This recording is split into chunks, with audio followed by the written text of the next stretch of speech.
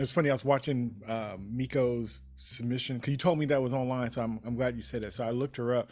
She only got 33 subscribers, and she just posted her little clip from Project Greenlight, and the clip that she showed them, it's brilliant, and it has more style and vibe than the one that was actually in the movie. So it's a trip, and I'm sure that was more her, and she didn't have an assistant director or anything. That was just her interpretation. I was like, wow, because even with the special effects and stuff, even though they were cheaper, the style of it and the way she kind of did the shaky cam for some of the kind of distress the situation and stuff was really good. So it's a trip. I think they trusted her vision based off of that alone. So where'd that vision go when it came to the movie? I don't know. Like, I think that the pressure of getting it done, I think deadlines can make you, especially when you're like, for me, I'm the type of creative that businessman has to live separate than creative man. Like, so it's sort of like, I can take care of all paperwork, all these different things. The minute you tell me, yo, Drew, I need you to come and have a business meeting after the edit, I'm not, because my edit brain, if it needs to go for 3 or 4 days, it doesn't function. Like, my edit brain abuses my body. Like, I edit and might only get 2 or 3 hours sleep. In order to get a project done.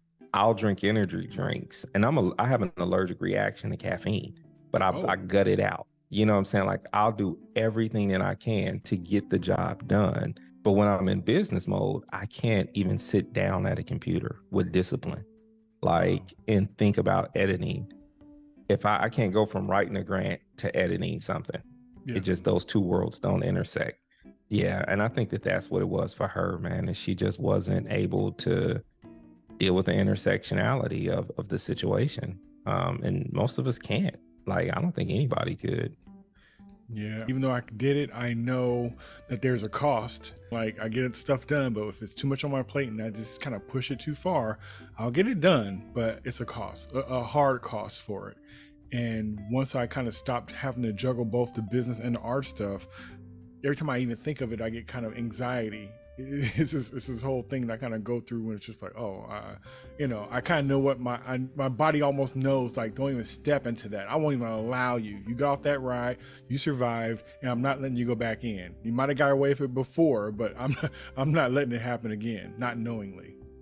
Yeah, man. You gotta have those boundaries. And so I think Miko is a prime example of Black people being allowed to be Black people, are allowing Black people being human.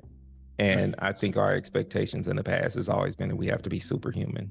And we saw a human be a regular human and make a very human movie. Yeah. Black Girl Magic is still a marketing ploy. At the end of the day, if I was to tell you I believe in magic, that's subjective. You know, like, some people really do. I'm not discounting that. But very far and few in between. Half of the people who say Black Girl Magic don't actually believe in magic. Message. You know what I mean? Ooh, and so it's that's like, deep, dude. That's true.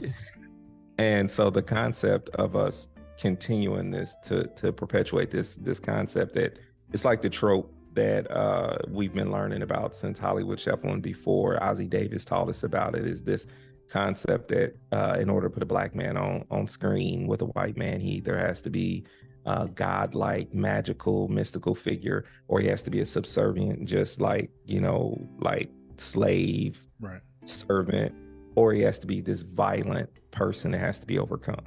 Yeah. And it's like, these are the 3 roles. You're going to be thug, god, or, slave, deep, insightful slave. You know what I'm saying? Like, or something like that. Like, what roles are you going to play?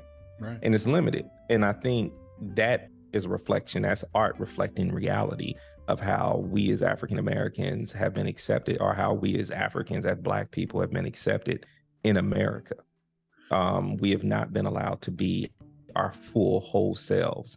Right. And if you give me a limited budget, a limited time, I'm going to give you a limited film. And part of that for me is my Blackness. Telling you, like, give me what you gave them and then watch me do something great. But this idea that I got to do 150% in order to be, like, I'm done. We're done with with that. I think our generation is done you're with right. that. That's what we're thinking in our heads, but we never say it out loud because it's almost, we'll take it as a weakness, but it's also the truth to the situation. It's like you getting drowned out, but you can't say you need air because, you know, not only do you feel like you'll be judged about it, you know, your fears will be confirmed because they will judge you about it and be like, so how come you can't breathe underwater? Yeah, that's a perfect way of putting it. Like when we have a conversation about white fragility, one of the things I always say is I'm careful never to have those conversations because we're the ones helping them remain fragile. You know, like if I label my box, if I slap fragile on the box, that means something in there is fragile. You know what I'm saying? And at the end of the day, you gotta let, you know, like the only way that box is not going to be fragile is if you continue to pack it and do something more to make it not that. But if it's labeled what it is, I think sometimes us doing extra and doing more because we're aware of their mediocreness, not pinning Black people versus white people type situation, but we're talking as people who've worked in corporate settings and felt this internal trauma, this generational trauma, this root trauma that rises up in us that says, you know, you got to be 5 minutes early. You know, you got to be this. That's in a lot of us. And part of it is, I think there's this generation's different. And I do think that Miko is the result of, this conversation could go a lot deeper, but I do think also how you this term intersectionality is coming up for me because I do understand it, like, and I don't know anything about Miko, but I'm just going to use this as an example. Okay. Where what a queer Black woman brings to a space is going to be different than what I bring to a space. In terms of Blackness, a queer Black woman's going to bring her whole self to it, which could be, I'm tired because I've been at the bottom of the spectrum of people caring and about what society. So where I may intersect with her is I may be one of her oppressors. And yet I'm coming together with her saying like, they're the oppressor. And she might be looking at me like, I don't know, you said some weird things about queer people, you know, like, so she may, and you are a man, patriarchy is got its foot on my neck. And so when she brings her whole self may include a little bit of, hey, I'm going to give you what you've given me, which is one of the greatest lessons I've learned from Black women down through my life. Anytime I've given Black women less than what they deserve, and they gave me right back what I gave them, lesson learned. And I think, not to make Project Greenlight deeper than it needed to be, I think that when I look at the result of that film, I was like, they got what they got. They got what they deserved. They got exactly what they gave her. And I'm actually proud of her for completing the process. We didn't see her quit, walk out. We never saw her complain. She did what her white counterparts would have did. She went to Vegas on a trip. She went to Joshua Tree. She did everything that you know what I'm saying? Like that Joshua Tree thing sticks out for me. Yeah. So, because that's a privileged, rich people kind of like, I know it's a location anyone can go to, but it kind of ain't. Yeah. You know what I'm saying? Yeah. Like I can be like, anyone can go to Aspen, but can they? Right. You know, like, good call. Yeah. So I kind of feel like, yeah, man, people gave her a bad script. You always joke around about how we're going to have these perfect answers, you know, in the middle of the night while we're sleeping after the conversation. And you just proved your point about that. Yeah. Like with a little bit of time to kind of digest and just kind of new eyes on it.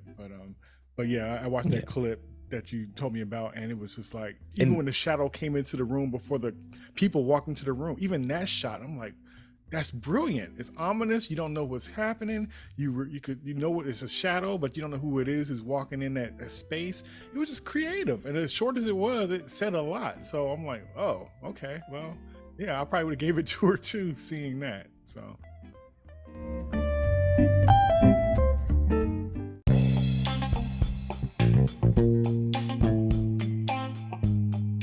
Thanks for listening, and please like and subscribe. Be sure to check out past and future episodes of this show, along with my other shows entitled The Movie Bench Quarterbacking Podcast and The Jay and Podcast, available now on all streaming platforms. Until next time, peace. Bye.